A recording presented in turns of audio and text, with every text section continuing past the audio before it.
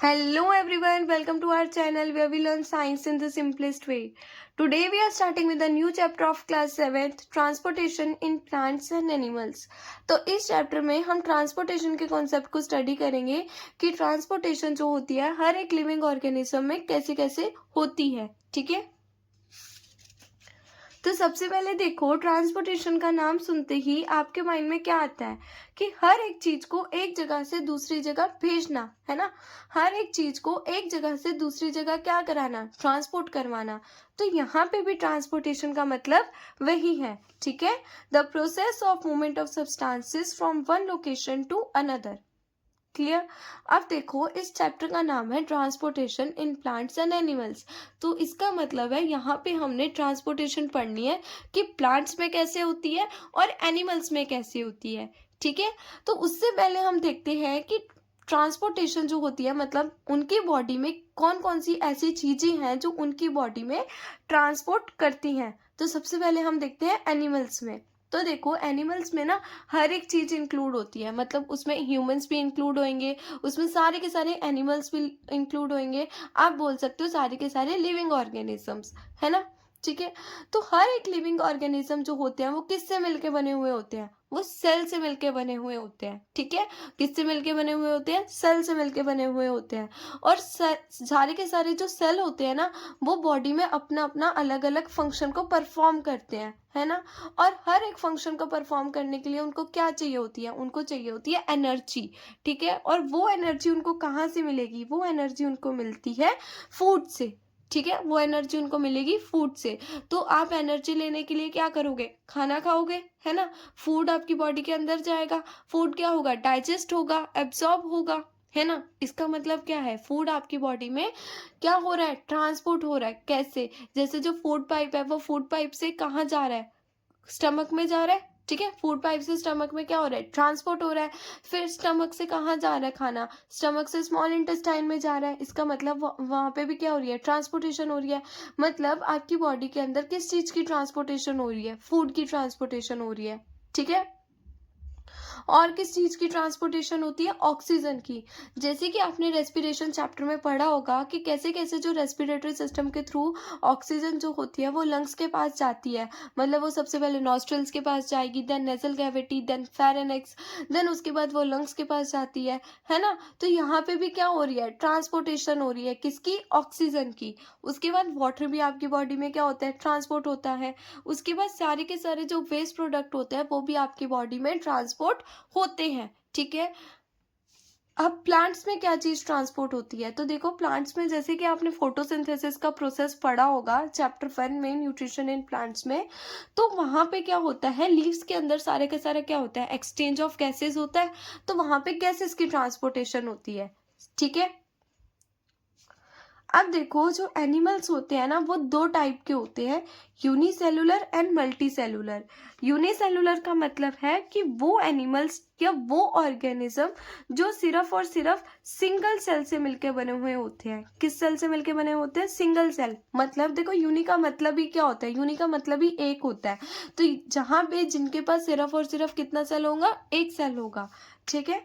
और नेक्स्ट आता है multi cellular organism. Multi cellular organism में मतलब क्या होता है, बहुत सारे सेल से मिलके बना हुआ ऑर्गेनिज्म, ठीक है। इसका मतलब है मल्टीपल सेल होना, ठीक है।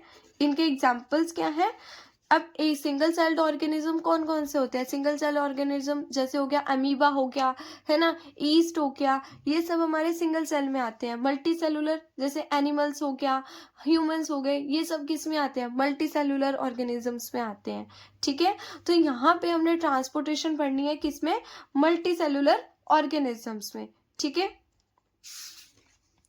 तो देखो, मल्टी सेलुलर ऑर्गेनिज्म में जो ट्रांसपोर्टेशन होती है वो किसके थ्रू होती है, वो सर्कुलेटरी सिस्टम के थ्रू होती है। कौन से सिस्टम के थ्रू होती है, सर्कुलेटरी सिस्टम के थ्रू होती है। अब सर्कुलेटरी सिस्टम में हमारे पास तीन चीजें आती हैं। सबसे पहला आता है हमारे पास blood, then blood vessel, then heart. अब हम इन तीनों को एक एक करके स्टडी करेंगे कि तीनों अपना फंक्शन कैसे परफॉर्म करते हैं, तीनों होते क्या है, ठीक है। तो सबसे पहले देखते हैं ब्लड। जो ब्लड होता है ना वो एक फ्लूइड फॉर्म में होता है आपकी बॉडी में, रेड कलर का जो होता है फ्लूइड फॉर्म में, है ना, वो क्या होता है हमारा ब्लड। अब ब्लड को हम कनेक्टिव टिश्यू भी बोलते हैं, ठीक है, कनेक्टिव टिश्यू भी बोलते हैं, क्योंकि ये सारे के सारे टिश्यूज को क्या करता है, कनेक्ट करता है। टिश्यूज क्या होते हैं, द ग्रुप ऑफ सेल्स, हमने प्रीवियस चैप्टर में पढ़ा था।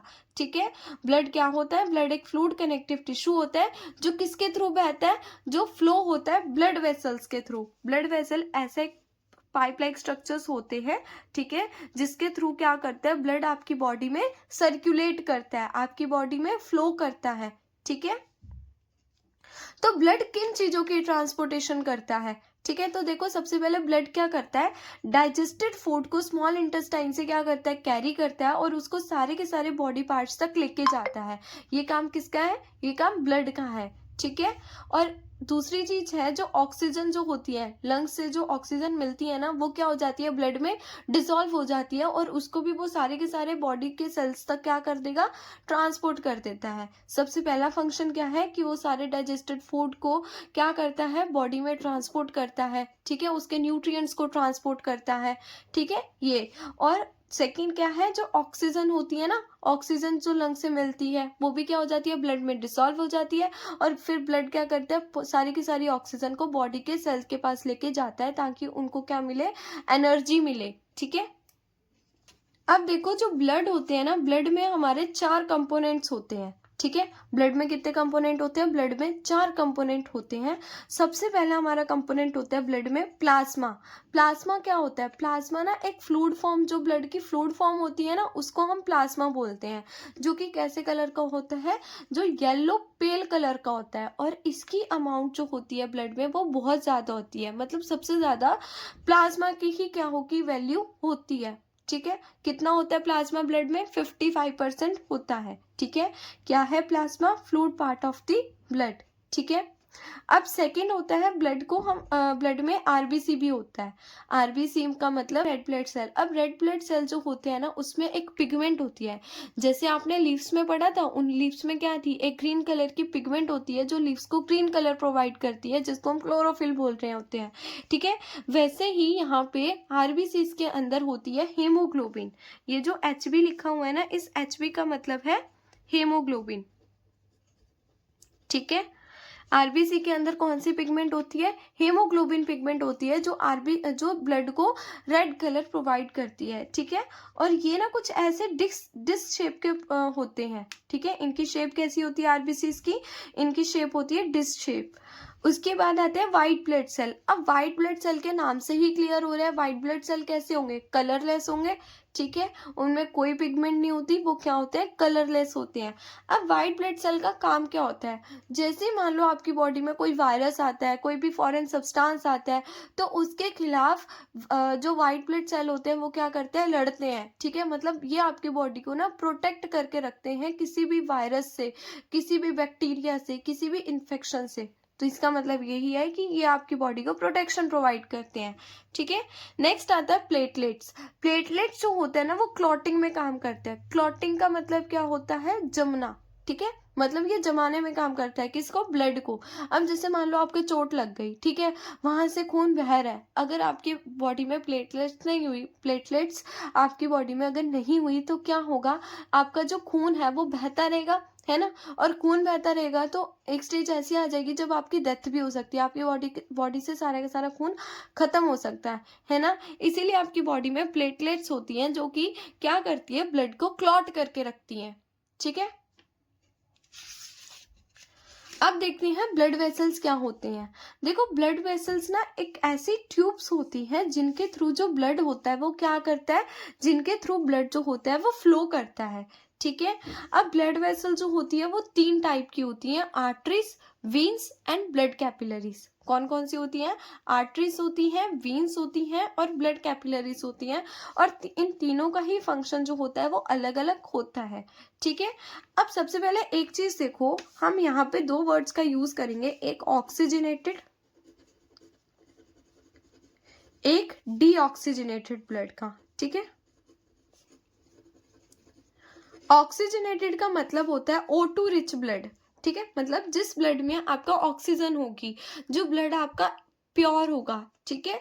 डीऑक्सीजनेटेड ब्लड का मतलब है जिस ब्लड में आपकी कार्बन डाइऑक्साइड डिसॉल्व होगी, तो उस ब्लड को हम बोलेंगे डीऑक्सीजनेटेड ब्लड, ठीक है। तो देखो आर्टरीज क्या काम करती है, आर्टरीज ऑक्सीजन रिच ब्लड को, मतलब आर्टरीज ऑक्सीजनेटेड ब्लड को दूर लेके जाती है हार्ट से और वो सारे के सारे बॉडी पार्ट्स तक पहुंचा देती है। आर्टरीज क्या करती है, आर्टरीज हार्ट से ऑक्सीजनेटेड ब्लड को कैरी करती है और सारे के सारे बॉडी पार्ट्स तक लेके जाती है, ठीक है। और आर्टरीज की जो वॉल होती है वो काफी ज्यादा क्या होती है, थिक होती है, मतलब मोटी होती है, ठीक है। उसके बाद देखो विंस, विंस क्या होती है, विंस एक कार्बन डाइऑक्साइड रिच ब्लड को कैरी करती है। कार्बन डाइऑक्साइड रिच को कैरी करने का मतलब डीऑक्सीजनेटेड ब्लड को, मतलब ये ना सारे के सारे बॉडी पार्ट से क्या करेगी, डीऑक्सीजनेटेड ब्लड को ले लेगी, मतलब वो ब्लड को ले लेगी जिसमें क्या डिसॉल्व होती है, जिसमें कार्बन डाइऑक्साइड डिसॉल्व होती है, और वो ये किसके पास लेके जाती है, हार्ट के पास लेके जाती है। तो आर्टरीज क्या करेगी, आर्टरीज ब्लड को दूर ले, आर्टरीज ब्लड को दूर लेके जाएगी हार्ट से, और विंस क्या करेगी, विंस क्या करेगी, कार्बन डाइऑक्साइड रिच ब्लड को हार्ट के पास लेकर आएगी, ठीक है। और इनमें ना वॉल्स भी होती हैं, क्या होती है, इनमें वॉल्स भी होती है। वॉल्स ना एक ऐसा गेट लाइक स्ट्रक्चर होता है कि ये काम क्या करते हैं, जैसे आपका जो ब्लड होता है वो ऊपर की तरफ जाता है तो ये क्या कर देते हैं, अपने गेट को क्लोज कर देते हैं, मतलब ये बैक फ्लो होने से रोकता है ब्लड को, ठीक है। ये आप हायर क्लासेस में जाके स्टडी करोगे, ठीक है। अब देखो ब्लड कैपिलरीज क्या होते हैं। ब्लड कैपिलरीज का मतलब जो होता है, अब जैसे मान लो आपके सेल के अंदर भी आपको क्या चाहिए होता है, पूरा का पूरा ब्लड चाहिए होता है, सेल को भी ऑक्सीजन चाहिए होती है ना। तो ये जो कैपिलरीज हैं, ये जो आर्टरीज होती हैं, ये आर्टरीज सेल के अंदर नहीं जा सकती हैं क्योंकि सेल की जो वॉल्स होती है वो काफ़ी ज़्यादा थिक होती हैं, है ना। तो ये जो आर्टरीज होती है ना, ये क्या होती हैं, बहुत सारी ऐसे ट्यूब्स में डिवाइडेड होती है, लाइक ऐसे, ठीक है।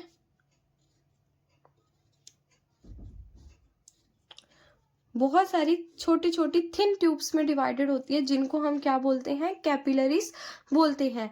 तो कैपिलरीज कुछ भी नहीं है, जो आर्टरीज जो होती हैं वो छोटी छोटी ट्यूब्स में जो डिवाइड हो रही हैं उसी को हम क्या बोल रहे हैं, ब्लड कैपिलरीज बोल रहे हैं, ठीक है। उसके बाद अब हम देखते हैं कि हार्ट क्या होता है। देखो हार्ट जो होता है ना, हार्ट हमारी बॉडी में सबसे ज़्यादा इम्पॉर्टेंट ऑर्गन होता है, ठीक है। मतलब ये आपके ब्लड को क्या करता है, पंप करता है, ठीक है। हार्ट का देखो स्ट्रक्चर कैसा होता है, हार्ट का जो स्ट्रक्चर होता है वो रफली होनो को कोन शेप्ड ऑर्गन होता है, जैसे कि आप इस डायग्राम में देख सकते हो, ठीक है। अब हार्ट जो होता है उसका, हार्ट को हम क्या बोलते हैं, पंपिंग ऑर्गन बोलते हैं, जो क्या करता है, ब्लड को पंप करता है। हार्ट की ना 3 लेयर्स होती हैं, एपिकार्डियम, मायोकार्डियम और एंडोकार्डियम, ठीक है, जो कि आप हायर क्लासेस में जाके क्या करोगे, स्टडी करोगे। लेकिन मैं आपको बता देती हूँ इन तीनों का एक कॉमन फंक्शन होता है जो कि क्या होता है, हार्ट को प्रोटेक्शन प्रोवाइड करना, ठीक है। और हार्ट जो होता है वो कॉन्टिन्यूसली क्या करता है, बीट करता रहता है, मतलब कॉन्टिन्यूसली बीट करेगा ताकि वो ब्लड को क्या कर सके, ट्रांसपोर्ट कर सके, ठीक है।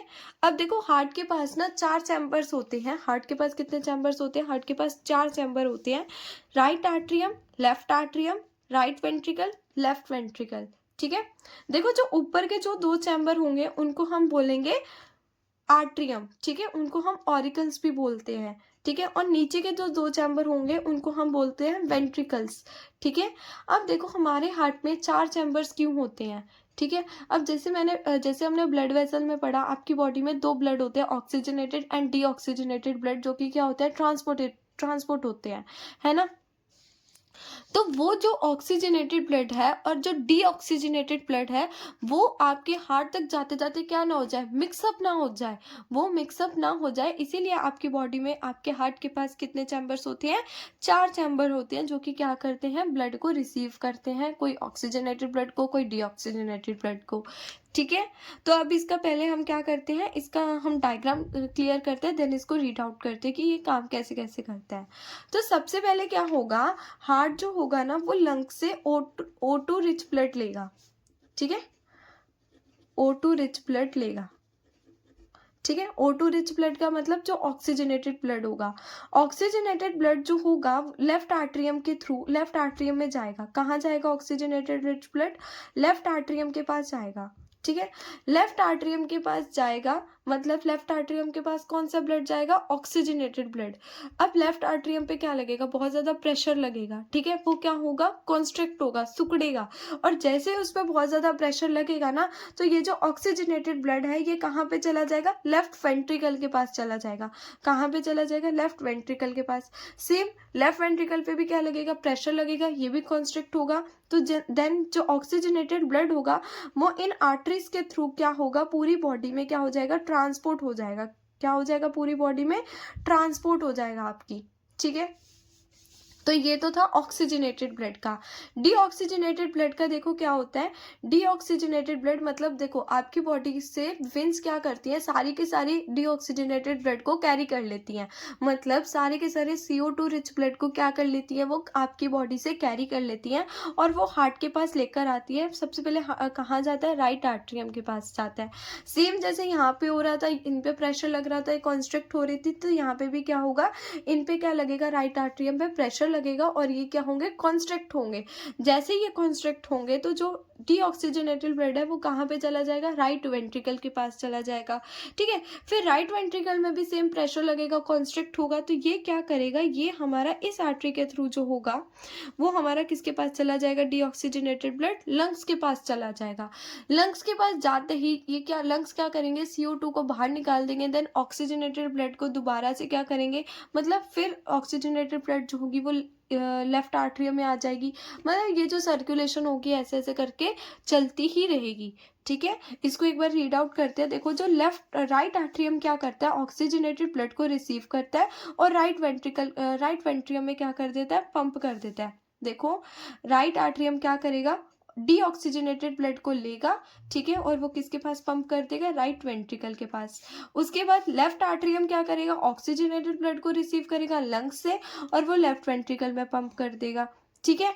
और जो राइट वेंट्रिकल होगा वो डीऑक्सीजनेटेड ब्लड को लेगा राइट आर्टरियम से और वो कहाँ पे पंप कर देगा, उसको लंग्स के पास, ठीक है। और जो लेफ्ट वेंट्रिकल होगा वो ऑक्सीजनेटेड ब्लड लेगा किससे, लेफ्ट आर्टरियम से, और वो कहाँ पे पंप कर देगा, सारे के सारे बॉडी के सेल्स तक, ठीक है। तो ये था आपका हार्ट का स्ट्रक्चर, हार्ट की एक्सप्लेनेशन, ठीक है।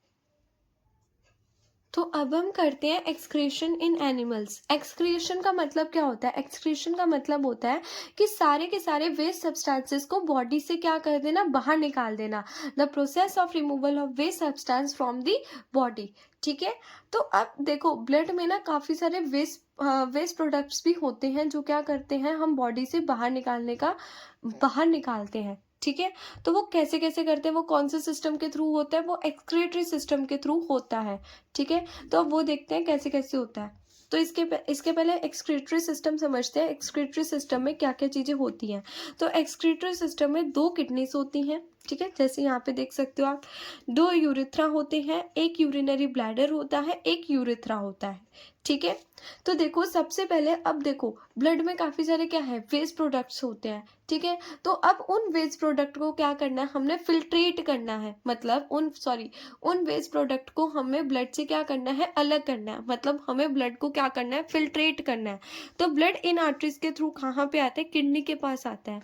अब किडनी में ना एक स्पेशल फंक्शनल यूनिट होती है जिसको हम क्या बोलते हैं, नेफ्रॉन बोलते हैं।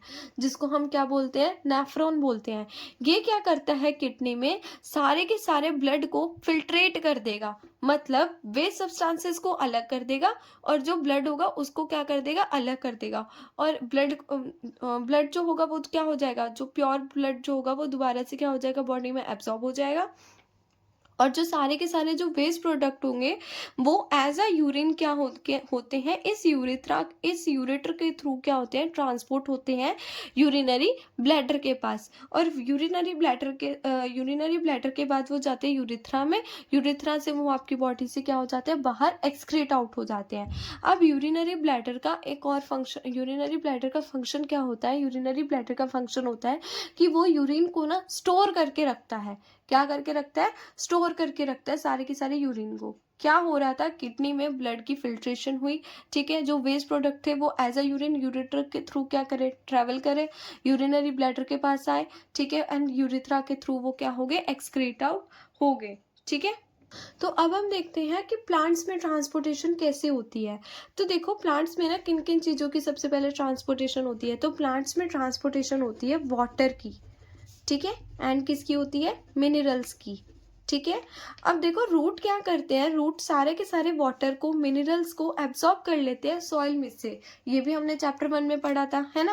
अब रूट के पास ना रूट हेयर्स होते हैं जो कि क्या करते हैं, एब्जॉर्प्शन के लिए ना सरफेस एरिया को क्या कर देते हैं, इंक्रीज कर देते हैं। जैसे हमने पढ़ा था ना, स्मॉल इंटेस्टाइन में क्या होती है, विलाई होती है, जो कि क्या करती है, एब्जॉर्प्शन के लिए क्या कर रही थी, सरफेस एरिया को इंक्रीज कर रही थी।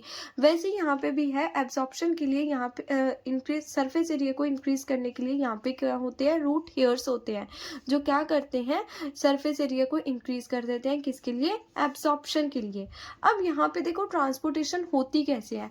यहाँ पे दो चीज़ों की ट्रांसपोर्टेशन होती है, वाटर की, फूड की, ठीक है, वाटर, मिनरल, फूड, इन चीज़ों की क्या होती है, ट्रांसपोर्टेशन होती है। अब देखो वाटर की ट्रांसपोर्टेशन कैसी होती है। अब देखो प्लांट को वाटर कहाँ से मिलेगा, तो उसके रूट से मिलेगा। तो जो वाटर की जो ट्रांसपोर्टेशन होती है वो कैसी होती है, अपवर्ड में होती है, ठीक है। और जो फूड की ट्रांसपोर्टेशन होगी, फूड की ट्रांसपोर्टेशन कैसी होती है। अब देखो हमने चैप्टर 1 में पढ़ा था कि जो फूड होता है वो कहाँ बनता है, फूड बनता है लीव्स में, है ना। लीव्स में क्या होता है, लीव्स में फूड बनता है। अब लीव्स जो होगा, लीव्स में खाना बन गया, वो सारे के सारे प्लांट को कैसे ट्रांसपोर्ट करेगा। तो यहाँ पे जो फूड की जो ट्रांसपोर्टेशन होती है वो कैसी होती है, डाउनवर्ड होती है, ठीक है। अब इनकी ऐसे ट्रांसपोर्टेशन कौन कराता है, तो इनकी ट्रांसपोर्टेशन कराने के लिए हमारे पास दो स्पेशल टिश्यू होते हैं, जिसको हम बोलते हैं जाइलम एंड फ्लोएम, ठीक है।